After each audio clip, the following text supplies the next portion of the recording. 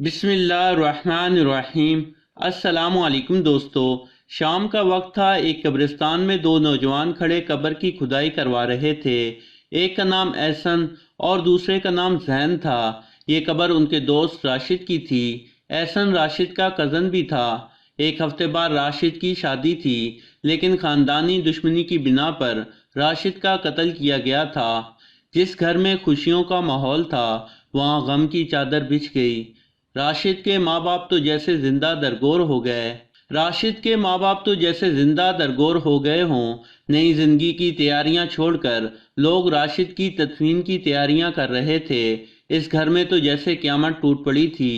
گورکن نے قبر کی کھدائی مکمل کی اور ان دونوں لڑکوں سے کہنے لگا، یہ لو بیٹا، جب جنازہ آئے تو مجھے آواز دے دینا، میں ذرا اپنی جھونپڑی میں آرام کر لوں۔ یہ کہہ کر گورکن چچا اپنی جھونپڑی کی طرف چل دیے۔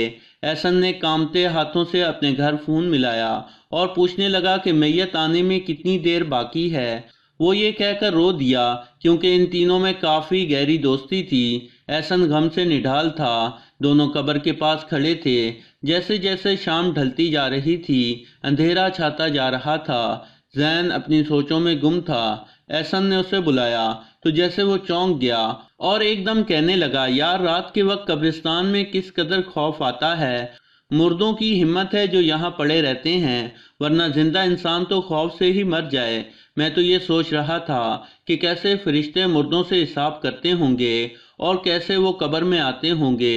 وہ بہت حساسیت سے باتیں کر رہا تھا کہ اچانک اس کے موبائل پر بیل بجی اور جوں ہی وائبریشن ہوئی تو وہ ایک دم ڈر گیا اور موبائل اس کے ہاتھ سے چھوٹ کر سیدھا قبر میں جا گرا۔ احسن نے غصے سے اس کی طرف دیکھا کیونکہ زین کی عادت تھی کہ وہ بہت شریر تھا، لیکن اس میں اس کا کوئی قصور نہیں تھا۔ وہ کہنے لگا، میرے ہاتھ سے چھوٹ گیا، ذرا مدد تو کرو، میں اپنا فون اٹھا لاؤں۔ یہ کہہ کر وہ راشد کی قبر میں اترا اور اپنا فون اٹھایا جو کہ مٹی سے بھر چکا تھا۔ پھر احسن کی مدد سے وہ باہر نکل آیا۔ اس کے بعد احسن دور ایک پتھر پر جا کر بیٹھ گیا۔ اب یہ دونوں راشد کی میت لانے کا انتظار کرنے لگے، مگر زین کے دماغ میں کچھ اور چل رہا تھا۔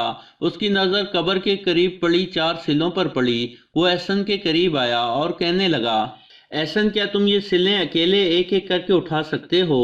احسن نے کہا، ہاں، مگر کیوں؟ زین نے اسے کہا کہ میں تھوڑی دیر کے لیے راشد کی قبر میں جاؤں گا، تم اوپر سے یہ سلیں رکھ دینا، میں دیکھنا چاہتا ہوں کہ آخر قبر میں کیا ہوتا ہے، اور جب انسان کے اوپر سلیں رکھ دی جاتی ہیں تو کیا ماحول ہوتا ہے۔ زین کا اس کی بات سن کر خوف کے مارے برا حال ہو گیا۔ وہ اسے ڈانٹنے لگا، یار تم یہاں بھی شرارت کا سوچ رہے ہو، تمہیں ڈر نہیں لگتا؟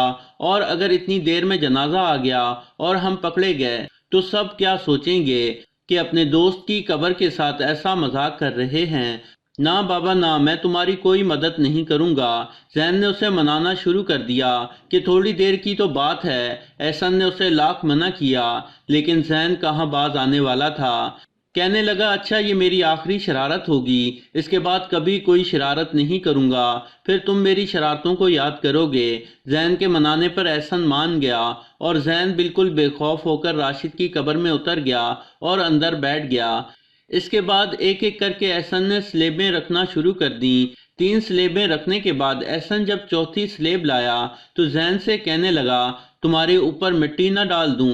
زین نے مسکراتے ہوئے کہا، تمہیں اجازت ہے۔ اس کے بعد احسن نے چوتھی سلیب قبر پر رکھ دی اور دور جا کر بیٹھ گیا۔ خوف کے مارے اس کا برا حال تھا کہ کہیں جنازہ لے کر آ گئے تو کیا ہوگا۔ یہ سوچ کر وہ ایک دم اٹھا اور قبر کے نزدیک گیا اور زین کو میسج کیا کہ اب سلیبیں اٹھا لوں کیا، لیکن جواب نہ آیا۔ اس نے کچھ دیر انتظار کرنے کے بعد دوبارہ میسج کیا، مگر کوئی جواب نہ آیا۔ اس کے بعد احسن نے زین کو کال کی، جس پر آپریٹر کی آواز آئی کہ آپ کے مطلوبہ نمبر سے جواب موصول نہیں ہو رہا۔ اب احسن ڈر گیا کہ کہیں زین کو کچھ ہو تو نہیں گیا۔ یہ سوچتے ہوئے اس نے سلیبیں اٹھانا شروع کر دیں، لیکن وہ اس سے نہ اٹھ سکیں۔ یہ وہی سلیبیں تھیں جو کچھ دیر پہلے اس نے اکیلے اٹھائی تھیں، مگر اب ہلنے کا نام نہیں لے رہی تھیں۔ مارے خوف کے وہ گورکن چچا کی جھونپڑی کی طرف بھاگا اور انہیں ساتھ آنے کو کہا۔ جب قبر پر پہنچے تو گورکن نے پوچھا کہ جنازہ تو آیا نہیں۔ تب احسن نے انہیں سارا معاملہ بتایا۔ گورکن کے بھی ہوش اڑ گئے۔ انہوں نے جلدی جلدی سلیبیں اٹھانا شروع کی، لیکن یہ کیا، اب ان دونوں سے مل کر بھی یہ سلیبیں نہیں اٹھائی جا رہی تھیں۔ احسن رونے لگا۔ روتے روتے اس نے اپنے بڑے بھائی کو فون کیا اور سب کچھ بتا دیا۔ احسن کا بڑا بھائی جلدی جلدی قبرستان آ گیا۔ اتنی دیر میں احسن غم سے نڈھال ہو کر بے ہوش ہو گیا۔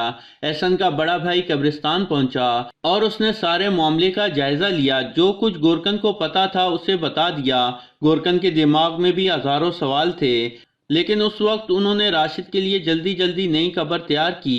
احسن کے بڑے بھائی نے زین کے گھر والوں کو اس واقعے سے آگاہ کیا اور اپنے گھر بھی فون کر کے بتا دیا۔ اس واقعے کے بعد جو جیسے کوہرام مچ گیا۔ وہ ابھی تک احسن بے ہوش تھا۔ زین کے گھر والوں کے دماغ میں کئی سوال تھے کہ کہیں احسن نے زین کو قتل نہ کر دیا ہو، لیکن یہ باتیں تو تب درست ثابت ہوتی جب اس کی قبر کو کھولا جا سکتا۔ اس کی قبر پر رکھی سلیبیں تو 10 آدمیوں سے بھی نہیں ہل پا رہی تھیں۔ یہ تو اللہ کے معاملات میں گستاخی کا نتیجہ لگتا تھا۔ تھوڑی دیر بعد احسن کو ہوش آیا اور اس نے سارا معاملہ بتا دیا۔ سب حیران تھے کہ یہ کیسے ممکن ہے، آخر یہ سلیبیں کیوں نہیں اٹھتیں؟ زین تو بالکل صحیح سلامت تھا، پھر اچانک یہ سب کچھ کیسے ہو گیا؟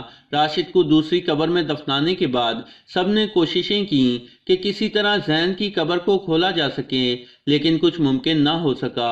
یہ زین کی شرارت کا عبرتناک انجام تھا۔ اس واقعے کو 1 مہینہ گزر چکا تھا، لیکن احسن کو زین کے آخری الفاظ ہر وقت یاد آتے تھے کہ یہ میری آخری شرارت ہوگی، اس کے بعد کوئی شرارت نہیں کروں گا، تم میری شرارتوں کو یاد کرو گے۔ اور پھر اس نے احسن کو یہ تک کہہ دیا تھا کہ تم میرے اوپر مٹی ڈال دو، تمہیں اجازت ہے۔ یہ الفاظ سوچ کر وہ چیخ کر روتا، لیکن اسے قرار نہ آتا کہ کیسے مذاق نے ایک انسان کی جان لے لی، اور مذاق بھی قبر سے۔